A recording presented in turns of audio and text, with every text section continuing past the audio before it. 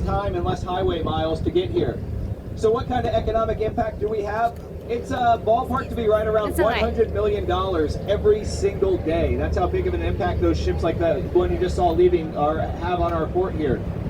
We impact about 435,000 jobs. We're crossing the bridge. And primarily through shipping here on the river. We do have some other industries here.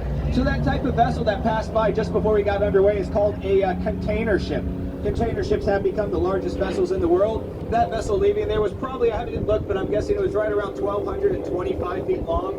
It was probably about 160 feet wide. It probably went up in the air about 180 feet.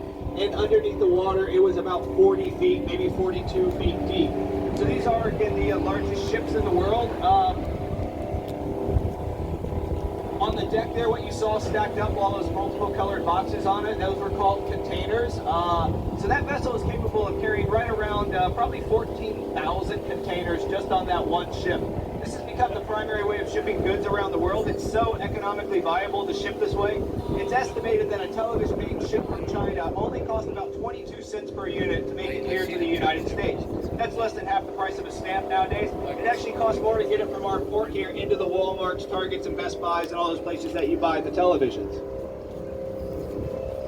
So coming up here on the left side, the port side, you can see one of our terminals here. This is all loaded with a lot of heavy bridges over there on the other side, but it's automobiles. We manufacture a lot of automobiles here in the United States. The weird thing is, it's not really like the Fords, Dodges, Chryslers, Jeep, Buick. All those jobs got sent south of the border back in the 90s. But over time, a lot of foreign car manufacturers, since they were selling so many cars here in the U.S., they decided to set up manufacturing to save shipping costs. So we're building cars like Kia in place. If you look just a couple hundred yards up, a break bulk carrier. And that's stuck at the dock.